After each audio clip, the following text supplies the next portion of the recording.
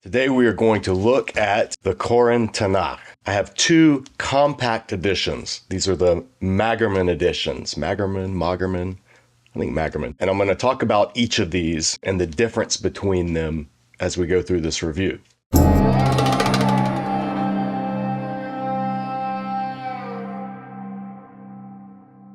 The Koren Tanakh. This is a Jewish Bible. This is not a Christian Bible. This is not a Messianic Jewish Bible. The Koren Tanakh was published in the 1960s, I believe around 1964. It's the first edition of the Tanakh that was published entirely by Jews in Jerusalem. And there are a couple of unique things about it. Firstly, it's based on an early 1800s critical edition by a Masoretic scholar named Wolf Heidenheim. And this was during the Haskalah, the Jewish Enlightenment period in Germany. There are differences in book orders in different Jewish traditions and different manuscripts. There was a little more fluidity in how the writings were ordered. So if you use the BHS, the Biblica Hebraica Stuttgartensia, the modern critical edition of the Hebrew Bible, the book order in the writings is going to be different. The Koren Tanakh also uses a specific font that was designed by Koren publishers. It's Koren Bible type. It was developed by Eliyahu Koren, and he worked with an ophthalmologist to try to produce the most visibly readable and least confusing Hebrew font possible. If you know Hebrew, you know there are some letters that look very, very similar. Think of like a resh and a dalet. Think of a nun and a gimel, a kaf and a beit. These letters look very similar. So in the Koren type, they took great pains to distinguish those letters. And his view was that you should be able to recognize a letter just by looking at the top third of it. And in the initial printing, when he got the proofs back from the printer that cast the actual font dyes, he had the type makers redo the entire thing because the type was off when they examined it under a microscope by 0.03 millimeters. So that's the level of detail that went into the font that the Koren Tanakh uses. Now, this is the Hebrew-English edition. This has both the Hebrew text and the English text, but there's also the English Koren Tanakh, and this one is English only. So let's get rid of this dust jacket. So these are the two editions side by side. They both have thumb tabs so you can find your place. They both come with two bookmark ribbons, and they're both available in larger sizes. I just picked up the small ones because they're easier to carry around and take up less space on my shelf. Now, I'll come back to the Hebrew-English version in a little bit. The English Koren Tanakh, this is intended to be an English translation done in largely idiomatic, everyday, normal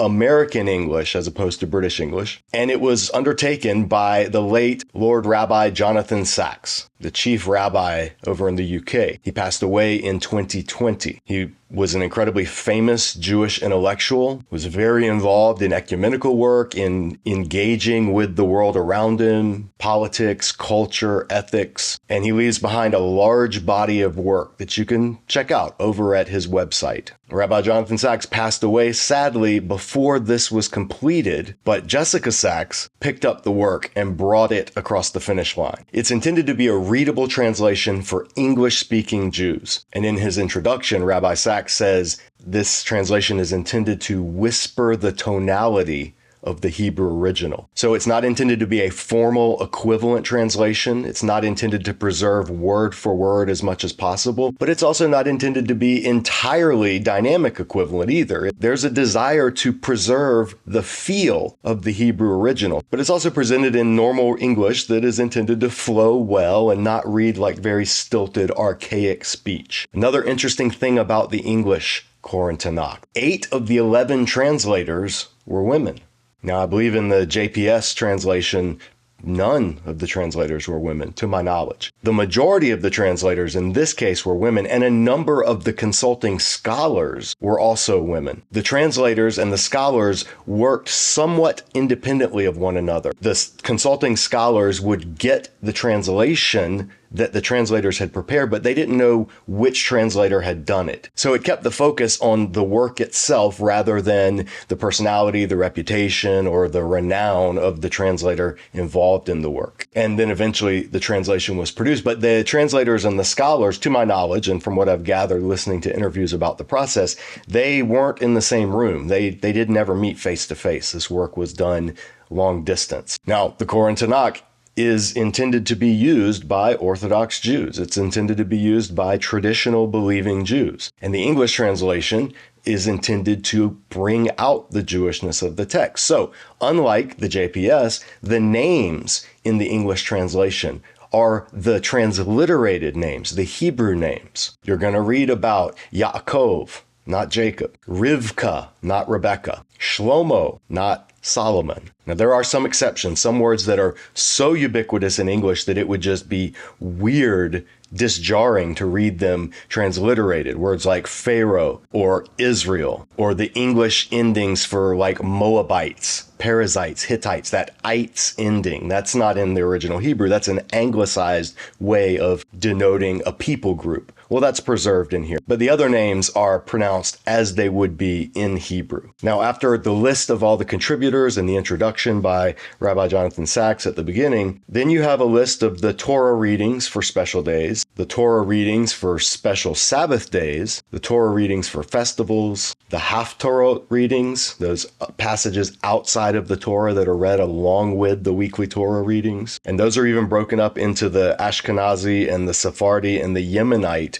Jewish traditions because they slightly differ among themselves. And then you come to the blessings that you say before and after reading the Torah. And on the left-hand side, you have them transliterated, so you can read them out loud in Hebrew. And then you have the English translation on the right-hand side. And then after that, you come to the first section of the Tanakh, the Torah. Now, there are no book introductions, but each book does begin with a timeline that places the book roughly within its chronological period and gives some of the events that take place in that book. Now, in terms of layout, this is a single column text. The chapter and verse numbers are put to the side on the left-hand margin, and the different names of the weekly Torah readings are spelled out in the margin as well. Genesis 12, there's Lech Lecha. These are the sectional headings in Hebrew that are used in synagogues. Whenever there's poetry, the text is separated, and you can tell immediately by looking at it that it's poetic. And where you really see this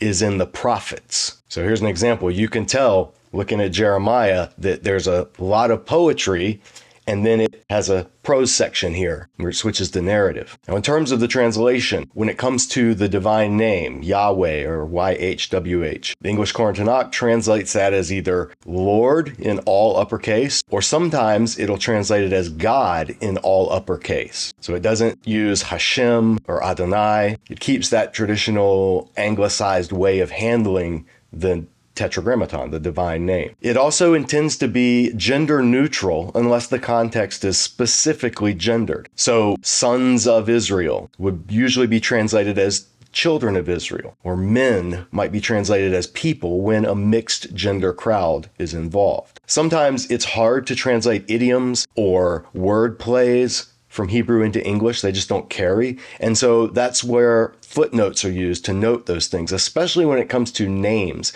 The names that have significance, like the names of the sons of Jacob that become the tribes of Israel, when they're being named in Genesis, there will be little footnotes at the bottom that try to point out the connection between the name that they're given in the text and the word that that name is a play on or an allusion to. Or if there's a deity that's named, there will be a footnote saying this is a god of Moab, or this is a reference to the idolatrous calf that they had erected. You know, something where there's a technical term that you just as the average English reader may not know.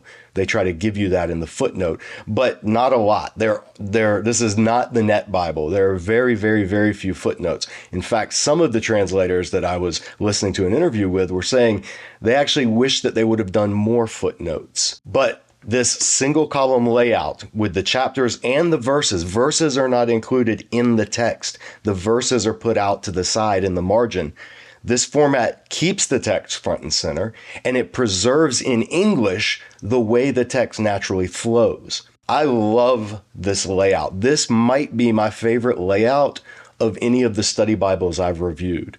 I mean, between this, maybe the Zondervan's NIV Archaeological Study Bible, I really love that layout. So this is up there with that in terms of how well the text is laid out on the page for you, the reader, to not be encumbered by a bunch of extra stuff, cross-references and footnotes and verse numbers and chapter divisions and chapter headings and double column, which makes everything read like a textbook instead of a piece of literature. So I love the layout in the English Core and Tanakh. They did fantastic. Now, in the Hebrew English version, they did not use this layout, and I'll show you why. In the Hebrew English version, you have the Hebrew on the left-hand page and the English on the right hand.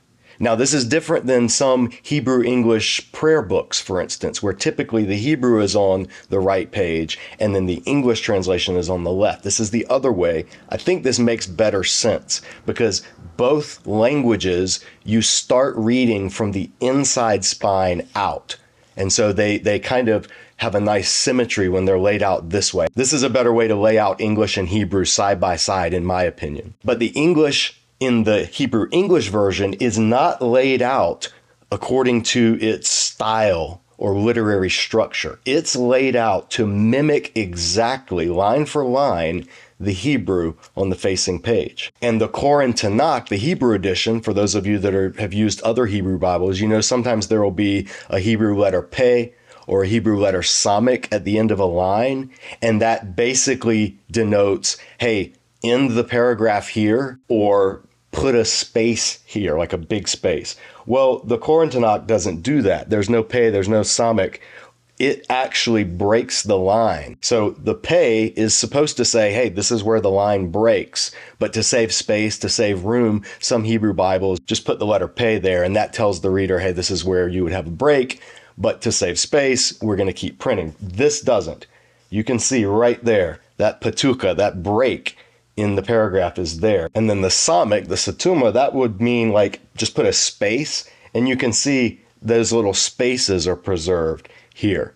Well, the English follows that order. In the English text, you can see they've put the spaces that are in the Hebrew text as well. And the lines match up. So what's on this line in Hebrew is going to be on this line in English. So the English, it can get a little tedious. It's just all in block format. It's not as dynamic. It's not as easily intuitively grasped as the single column layout that preserves the structure in the English only version. However, it wasn't intended to do that. It is intended to match the Hebrew. So that's why it's like that. And I'll show you a cool example. In Exodus 15, I want to give a shout out to Izzy Abraham over at Holy Language Institute for pointing this out in his review. Look at how the text is laid out in Hebrew in Exodus 15. Exodus 15 is the Song of the Sea. This is the song that celebrates the parting of the Red Sea and the Israelites passing through with the waters on each side. Well, the Hebrew text traditionally is laid out to mimic that. It's laid out so that the text itself forms these two columns, and then in the middle, symbolizing the Israelites going through the Red Sea. That's really cool. I've just never noticed that because critical editions of the Hebrew Bible don't always preserve this structure. In the English, they used backslashes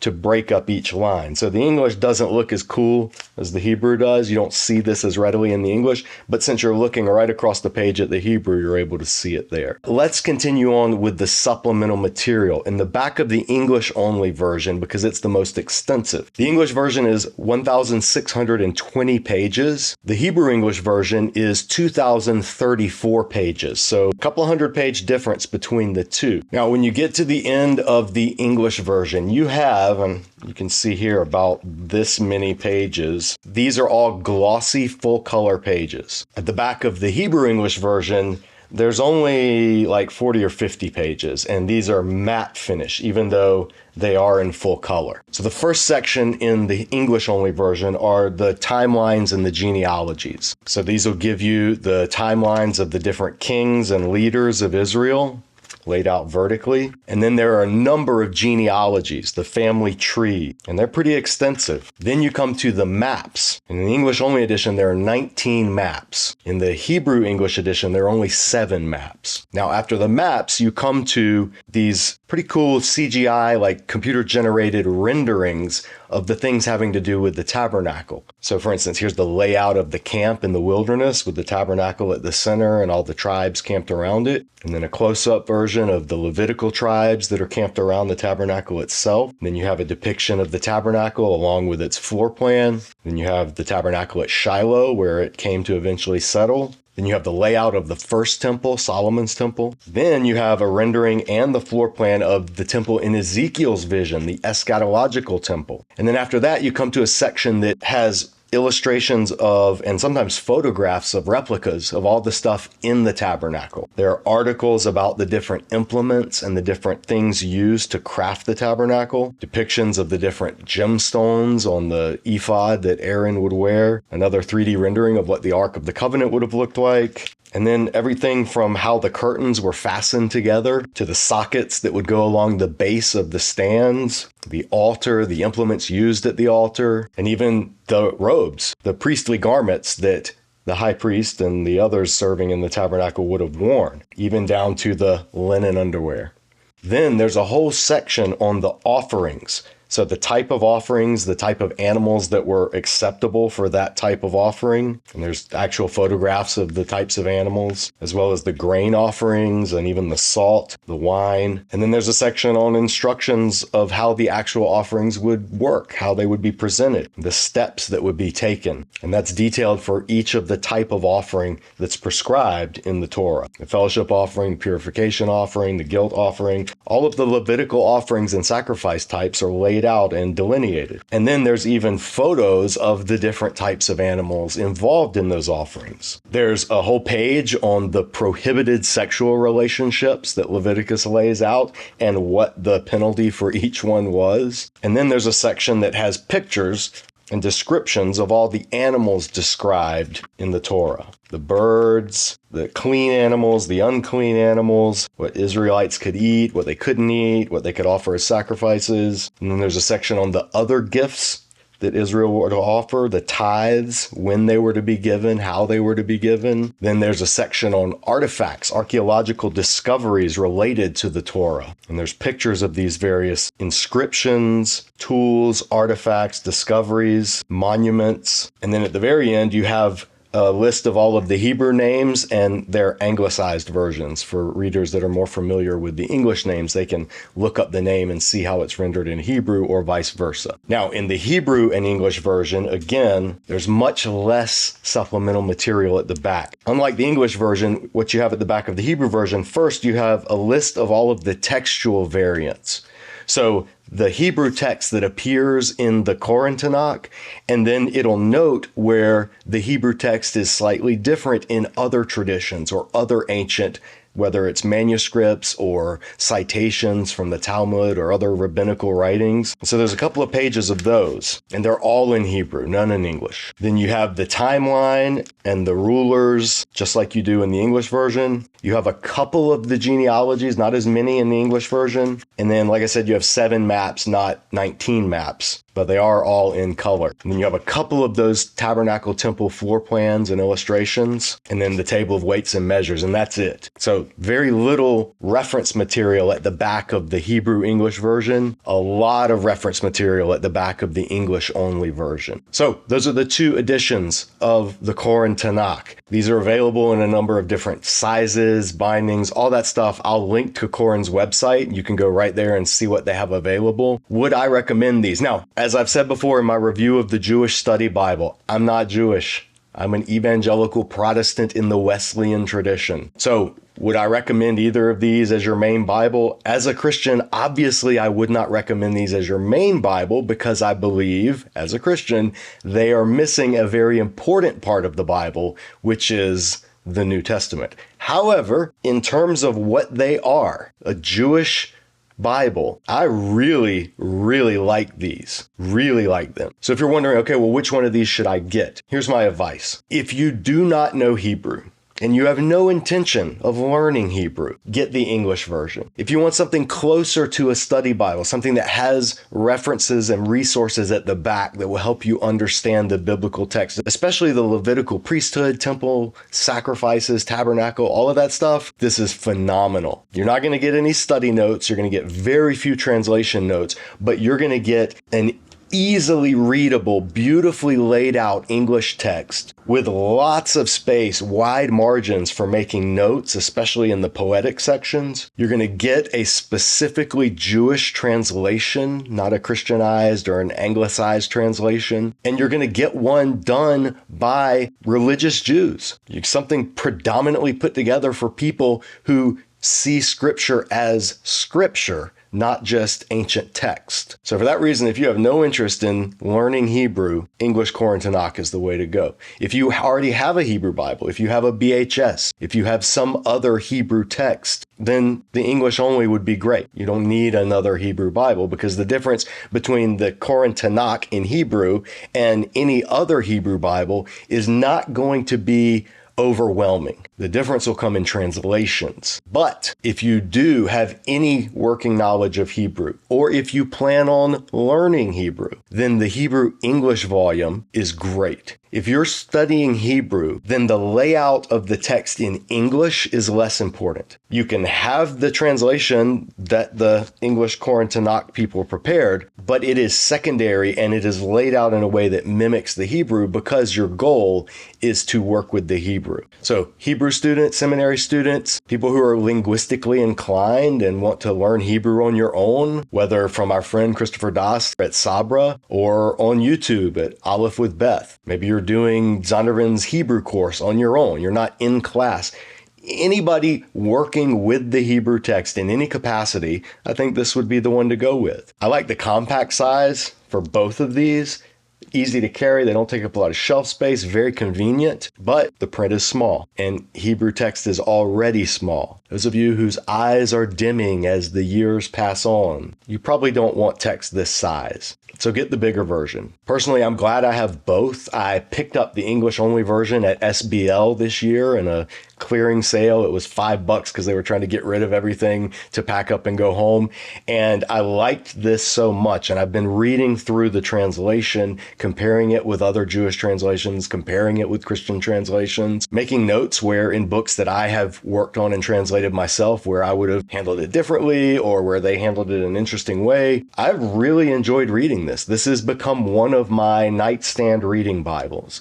And so I went ahead and ordered a copy of the Hebrew English version just so I could be able to do this review fairly. But this is what I would take with me to a Bible study or a seminary class, anything involving Old Testament Hebrew study.